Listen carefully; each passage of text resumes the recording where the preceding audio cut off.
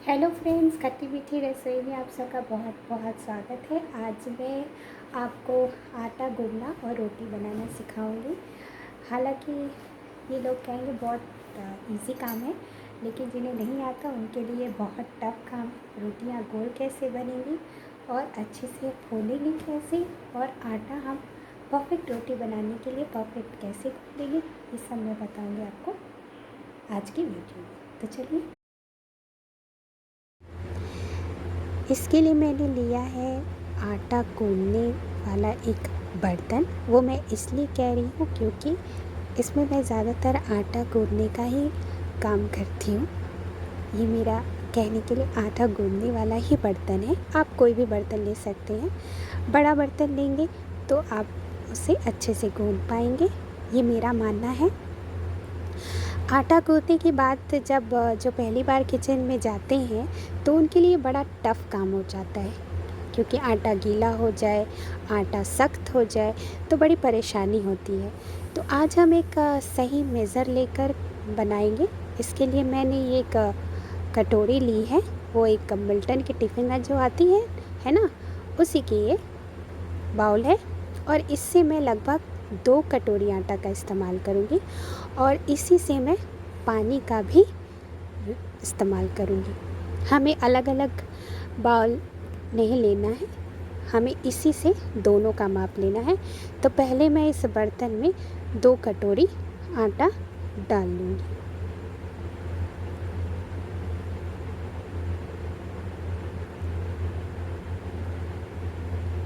देख सकते हैं कि मैंने ये जो कटोरी में आटा डाला है वो बिल्कुल भरा हुआ है। मैं इससे एक और कटोरी लूँगी, वो भी पूरा भर कर लूँगी। देख सकते हैं आप, मैंने इसे पूरा भर लिया है। अब इसी कटोरी से मैं 1 कटोरी पानी लूँगी और इसे मैं धीरे धीरे करके आटे में डालूँगी, क्योंकि अगर आटा एक बार गीला हो जाता है तो उसे संभालना बहुत ही मुश्किल होता है। क्यों, सही कहा ना। अगर सख्त हो जाता है तो थोड़ा हम पानी डालकर उसे मुलायम कर सकते हैं, पर अगर गीला हो जाए तो फिर उसमें और आटा डालना पड़ता है और बहुत ही ज़्यादा इरिटेटिंग लगता है, बहुत ही हाथों में वो चिपकता है हमारे। तो हम अब इसमें क्या करेंगे कि 1 कटोरी पानी भरकर हम इससे ले लेंगे। देख सकते हैं कि मैंने इस कटोरी को भी पानी से पूरा भर दिया है। अब हम धीरे धीरे पानी डालकर आटा गूंदेंगे, एक बार ना डालें, इसे धीरे धीरे डाल के तब हमारा आटा जो है वो अच्छा बनेगा। धीरे धीरे करके आप इसे गूंदेंगे। आप देख सकते हैं, जिन्हें ये करना आता है उन्हें ये कुछ नहीं लगता, पर जिन्हें नहीं आता वो बड़ा ही मुश्किल है। खासकर जब किसी की पत्नी मायके चली जाए और किसी के पति को खाना बनाने ना आए, तो मुझे लगता है कि उन्हें सबसे मुश्किल काम यही लगता होगा कि भाई आटा कैसे गूंदें और रोटियां कैसे बेलें। उस समय शायद पति को पत्नी की याद ज़्यादा आती है। अब देख सकते हैं जो बचा हुआ पानी है इसे भी मैंने डाल लिया है। अभी हम आटा और अच्छे से गूंदेंगे।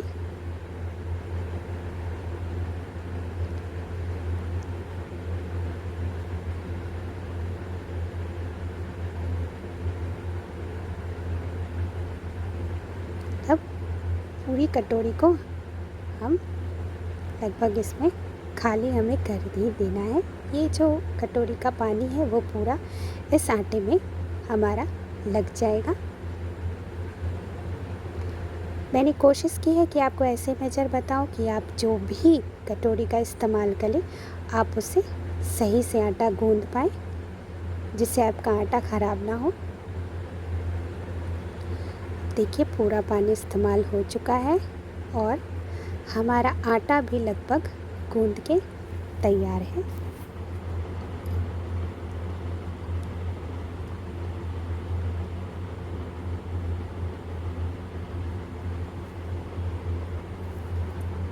देख रहे हैं, ये बिल्कुल भी गीला नहीं है, इसलिए ये बर्तन में भी ज़्यादा नहीं चिपक रहा और हाथों में भी उतना नहीं चिपक रहा। अगर हम ज़्यादा पानी डाल दें, देखिए मैंने 2 कटोरी आटे में 1 कटोरी पूरी पानी डाल दी है और आटा जो है वो हमारा गूँध कर तैयार हो गया है।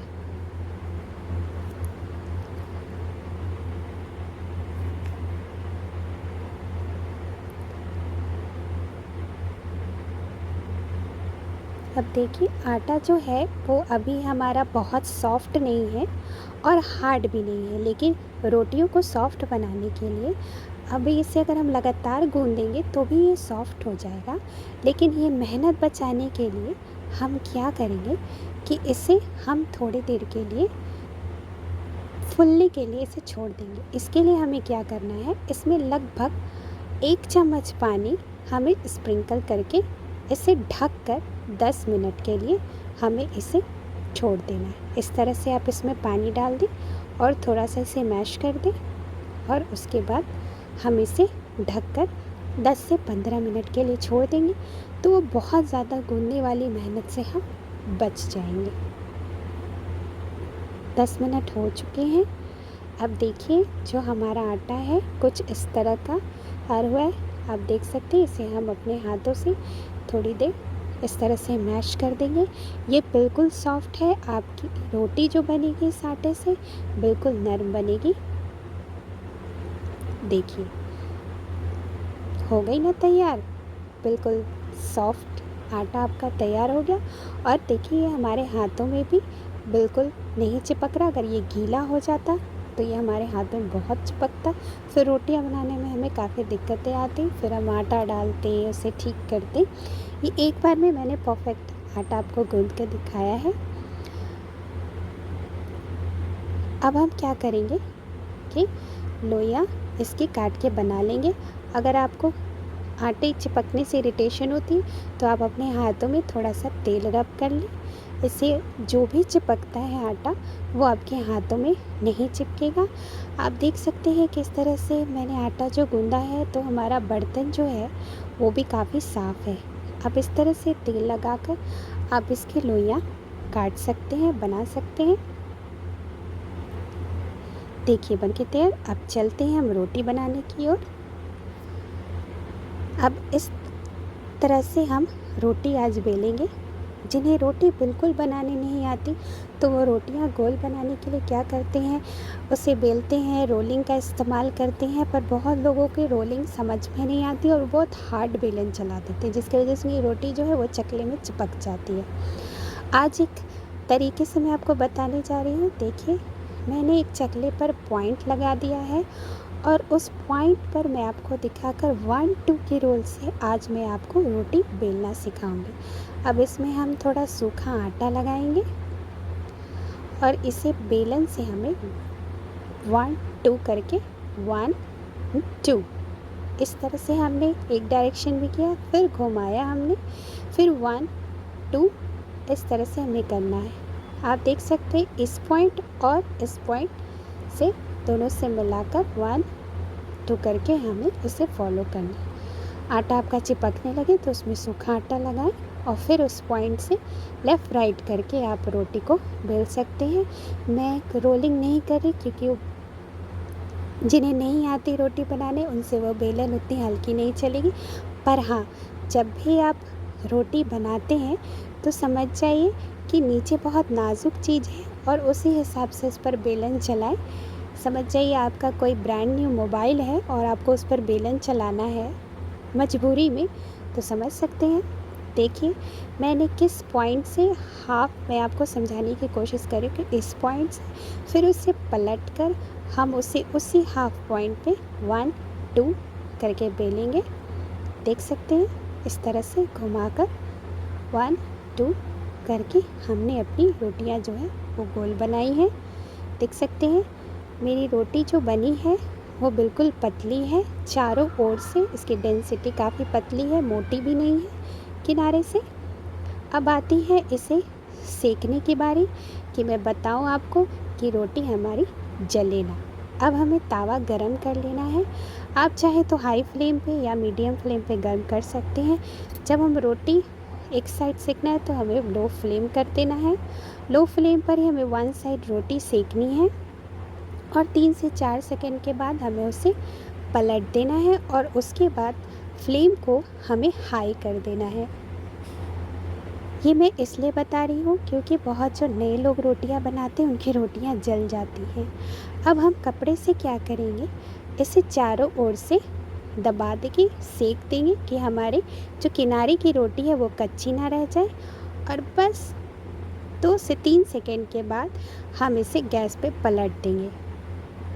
देखिए रोटी हमारी फुलकर गोल गोल तैयार हो गई ना, बिना किसी परेशानी के। अब आप इसे कुरकुरा खाना चाहें तो ज़्यादा देर सेकें, मुलायम खाना चाहें तो बस सेक कर इस तरह से आप इसे उतार लें। याद रहे कि हमें एक तरफ से लो फ्लेम पर सेकना है, दूसरी ओर से हाई फ्लेम पे। तब रोटियां देखिए हमारी तैयार हो गई। मैंने कॉटन कपड़े पे इसलिए रखा है कि हमारी जो रोटियों से भाप निकलती है उस वजह से हमारी रोटियां ख़राब ना हो। रोटियां गोल गोल बिल्कुल बनकर तैयार हैं। अब आप बनाइए। आई होप कि आपको इस तरीके से आटा गूंदना और रोटी बनाना आसान लगेगा, आपकी परेशानी भी दूर हो जाएगी।